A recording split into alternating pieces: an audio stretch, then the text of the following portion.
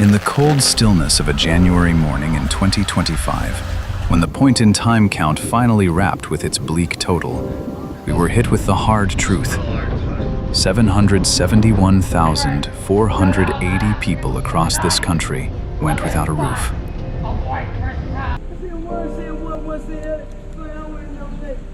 That's an 18% jump from last year.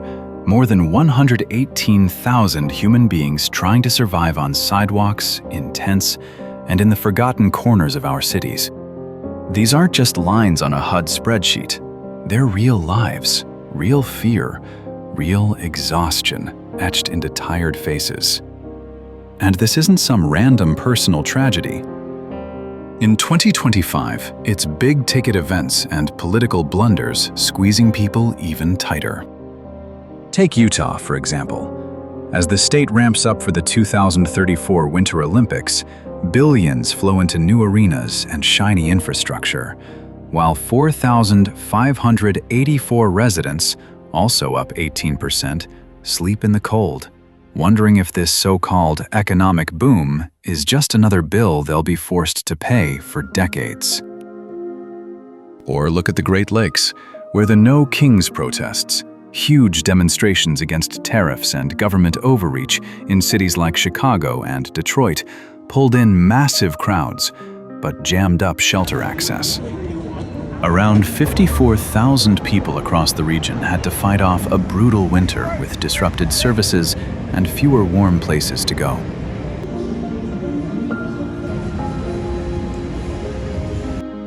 And on the national stage, the government shutdown that began October 1st drained key HUD funds and put 9 million people at risk of losing rental help. Meanwhile, trade deals with Japan trimmed tariffs but pushed construction costs up another 5 to 10%, slamming low-income families with an extra $1,500 burden every year. It's a messy knot of wasted opportunities, where flashy events and political showdowns overshadow the simple truth. Why chase Olympic medals when motel vouchers could keep a kid warm tonight? Basically, with the mayor having a ban on homeless shelters here on the city, $10 million fund that was supposed to go towards the mitigation of homeless shelters, instead being used to that, they hired cops, bought them new vehicles, heavy artillery, ballistics there, gear and everything like that. Yeah, so basically, instead of helping us, it's almost like they're arming against us. They're trying to corral us into one place, and they're just gonna herd everybody up and be done with us.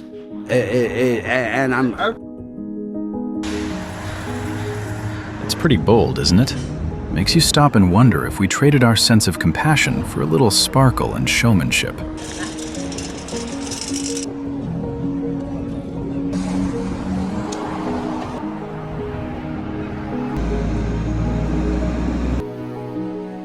How do we justify throwing mountains of money at global events while people in our own communities are trying to stay warm on the streets?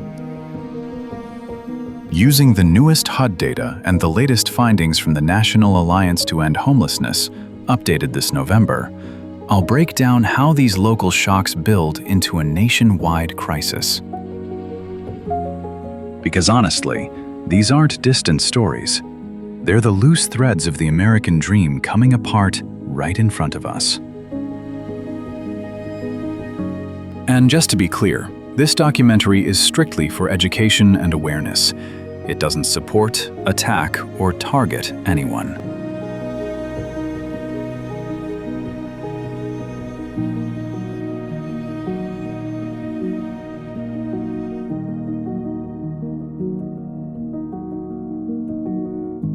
So here's the thing. These guys, in a week, are going to get an eviction notice. Not necessarily 7 days, but they're going to get an eviction notice, which means the city's going to come out here with invisible bulldozers and front loaders and dumpsters and police, and they're going to say, okay, you got 15 minutes to get your shit out. And then they take the bulldozer, they run it all over, and then they put it in a motherfucking dumpster. They don't care about people, they don't care about life, they don't care about possessions, they don't care about safety. By this front loader.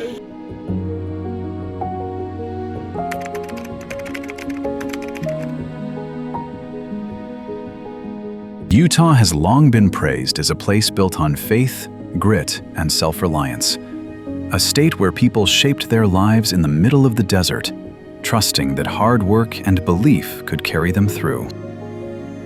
But in 2025, beneath those snowy mountains and dry valleys, a tough reality is becoming impossible to ignore. Thousands of residents no longer have a place to call home. And one reason stands out clearly.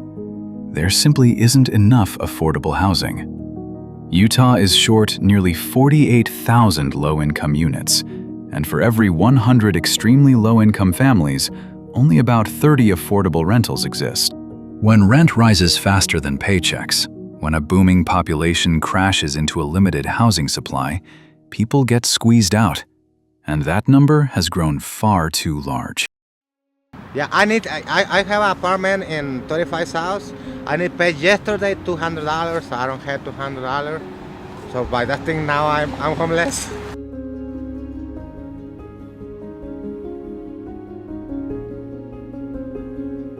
Homelessness in Utah now affects about 13 out of every 10,000 people, up from 11 the year before. That might seem modest compared to national figures, but the direction of the trend is what's alarming. And what's worse, the groups increasing the fastest are children and seniors. Seniors are up 42%, kids nearly 12%. How safe does it feel knowing the next person at risk could be someone's grandparent or your own grandchildren? I still remember walking past that encampment on a June morning, the air heavy with the smell of wet soil, when a man in his 60s looked up and asked me, "Know anywhere that pays by the hour?" His voice was soft, almost casual, but you could hear an entire lifetime hanging on that one question. The real drought in Utah isn't just in the rivers or the ground. It's seeped into our sense of humanity, too. What we're running out of isn't just housing. It's compassion. It's attention. Utah's landscape may be dry, but spiritually, it feels even more stripped bare. It's a beautiful place, no doubt, but the gap between those who have and those who don't, that silence hits hard.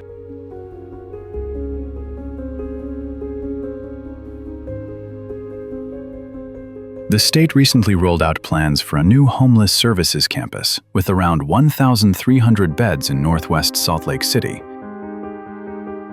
On paper, it's marketed as a bold push to reinvent social support. But when I spoke with a few people living outside, they didn't buy it for a second. The site chosen sits right in a marshy patch of land, next to a big mosquito hotspot. Locals joke and warn that if you spend the night there, the bugs will eat you alive. And honestly, it's almost laughable in a sad way. A place built to save lives ends up driving people away because the conditions feel worse than the streets. I remember a woman telling me she'd rather sleep in her car than stay in a shelter, where she felt more controlled than actually supported. I didn't know what to say after that. Maybe when policies focus more on managing people than connecting with them, we forget that a roof isn't enough. People want dignity, too.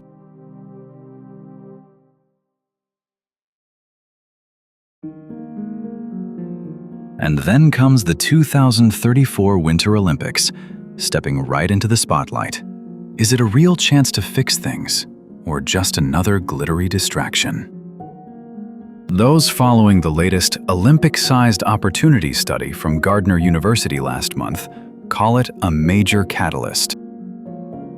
Just imagine channeling those billions, an estimated $6.6 billion in economic gains, into building 5,000 affordable units before the flame even gets lit. Governor Cox is pushing hard, pitching it as a legacy move to ease traffic, improve mental health systems, and take pressure off the housing crisis that's fueling so much of this. Yet you can't help but ask, what if we took all that Olympic energy and turned it toward real pathways for people instead of shiny events? Like that proposed homeless services campus Cox praised last week as the most compassionate plan, only to face backlash for repeating old institutional mistakes. Still, Utah hasn't lost its heart. I've seen churches unlock their doors, volunteers handing out meals, and strangers leaving jugs of water beside dusty roads. And today, as the sun sinks over the Great Salt Lake, that deep orange glow settles over tents and worn-out cars. In that moment, Utah stops looking like a dry wonderland and becomes a snapshot of an America caught between kindness and despair. And I can't help wondering, how many reports, how many new programs, before we finally hear the voices of the people living quietly in the margins?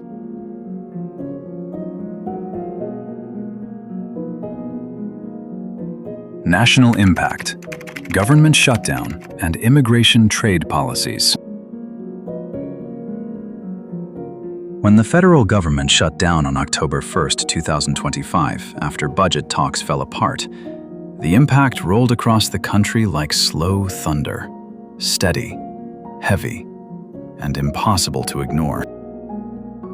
For the 771,480 Americans already counted as homeless in HUD's January report, it hit like a second storm. By mid-October, the fallout had turned brutal. Section 8 vouchers were frozen halfway through the month, leaving more than 5 million low-income families staring down eviction notices. In rural corners of Georgia and across the South, landlord payments under HUD's HAP program simply stopped. Thousands of caseworkers were furloughed, and single mothers working 2 part-time jobs suddenly had nowhere to turn. Another 50,000 people pushed into the streets in just weeks. And the children? The McKinney-Vento program, a lifeline for more than 1.5 million homeless students, was gutted. School buses sat idle while families bounced between couches and motel parking lots in the cold.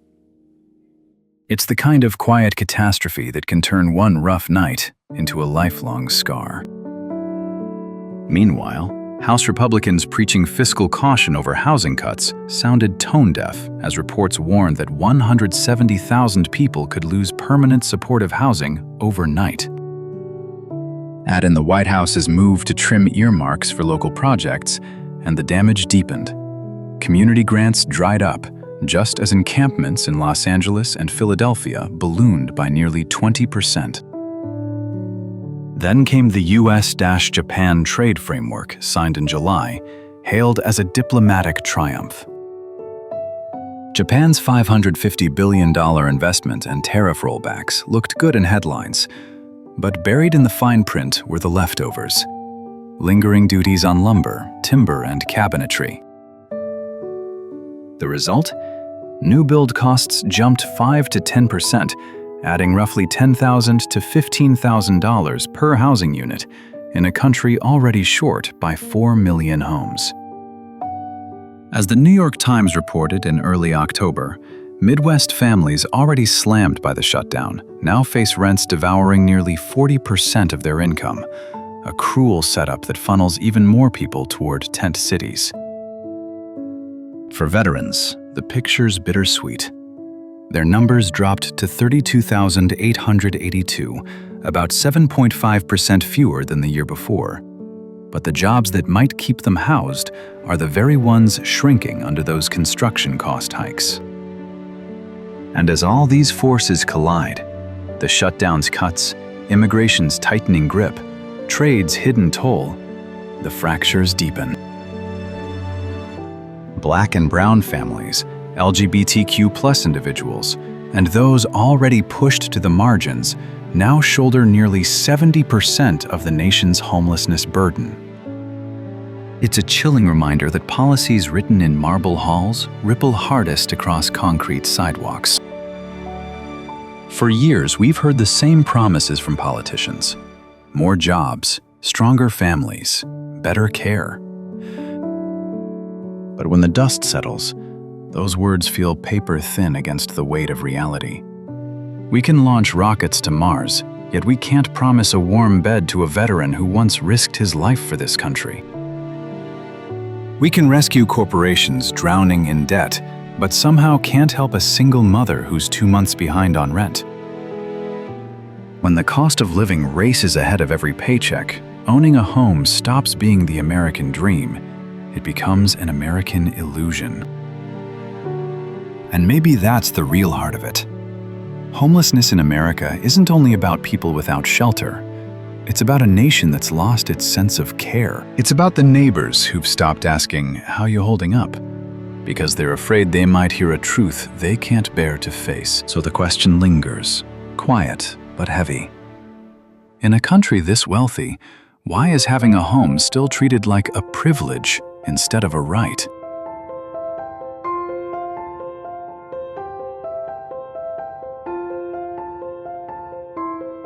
Homelessness in the Great Lakes region. Disruption from No Kings protests. Out here in the Great Lakes, where the wind rolling off Lake Superior cuts sharper every winter, homelessness isn't some distant story on the evening news. It's the tired look you get from someone wrapped in 3 coats outside a diner in Duluth, or the sagging cardboard shelter tucked beside an old warehouse in Milwaukee. I've watched these lakefronts longer than I can remember, and this year's point-in-time numbers felt like a punch to the ribs. More than 54,000 people without stable housing across Minnesota, Illinois, Michigan, and Wisconsin. It's a slow, painful rise that even outpaced the national 18% jump to 771,480. Minnesota is holding steady at around 9,200, though everyone's stretched thin. Illinois shot up to 25,800, and Chicago's shelters are overflowing, with 32% of residents under 18, nearly 2,000 kids stuck between evictions and paychecks frozen in place. Michigan climbed another 2% to roughly 9,700, while Wisconsin dipped slightly to 5,000. But those far north rural areas saw unsheltered homelessness climb 17%. Families and older folks scraping by among factory shutdowns and shrinking harvest towns. This isn't a sudden storm. It's years of lost manufacturing jobs, rents soaring, Detroit alone up 15% since last fall, and families living one missed shift or one car breakdown away from sleeping outside. And then came the No Kings protests, sweeping through the region like a cold front in October. The second wave pulled in nearly 7 million people across the country. More than 150,000 packed the streets of Minneapolis, with thousands more flooding Chicago's Loop and Detroit's Hart Plaza. These rallies weren't just noise, they were emotional, urgent demands against what people called a king-like grip on power. Immigration crackdowns, healthcare cuts, and the ongoing federal shutdown choking off social programs. I stood at the edge of one in Evanston, watching teachers, veterans, single parents, regular folks, locking arms under gray skies, chanting for funding to stay in schools, clinics, and yes, the shelters that stand between life and the freezing wind. It breaks your heart, doesn't it?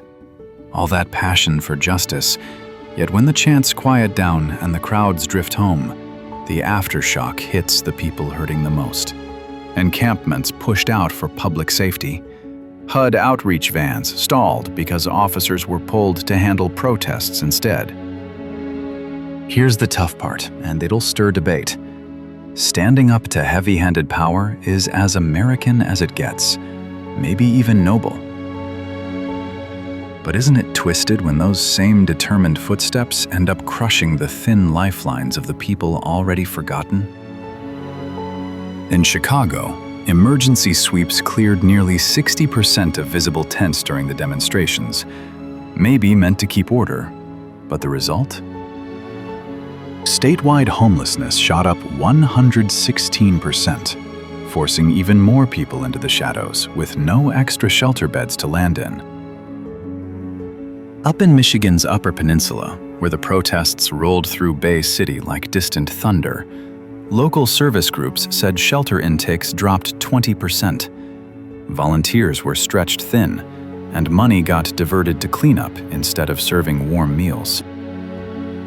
And through all of this, immigrant families, already shaken by deportation fears, found themselves shut out even more. Some lost their spots in transitional housing as systems scrambled to prioritize urgent cases. Makes you wonder, what finally pushes a man who lost his mill job and his footing to raise his own voice? Or how different things might look if protest routes wound right past the soup kitchens first. Still, for all the disruption, and it was real, with longer lines and doubled wait times in places like Greater Lansing, these protests shined a light on something bigger. They exposed the decay.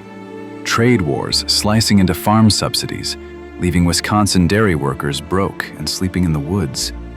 Federal shutdown cuts emptying shelter beds in Minneapolis while leaders argue on TV. In the end, it's a cold reminder, slow and low like a foghorn on Lake Michigan at dawn. Fighting for freedom can't mean leaving half the crew to sink. We need to tighten the weave, fight for roofs as fiercely as we fight for rights, or we'll keep trading one kind of exile for another, watching decent people freeze while the banners keep flying. Conclusion. As November's first frost settles over the heartland this crisp morning of 2025, I sit here with a mug of black coffee gone cold, staring out at streets that feel both emptier and heavier somehow. The latest HUD report, released in September, confirmed what too many of us already sensed. Homelessness in America has climbed past 800,000 souls, a staggering 25% jump from last year. Families, veterans, and the working poor bear the brunt, especially in cities like Salt Lake and Chicago, where rents now swallow half a paycheck before groceries even hit the cart. It's not just a statistic. It's the mother in Bay City, tucking her kids beneath thin blankets while No King's protest signs flutter outside a shuttered shelter. We've peeled back the layers these past months. Utah chasing Olympic dreams while homelessness climbs 10% to 4,800. Governor Cox promising 5,000 new homes that still feel more like headlines than hope.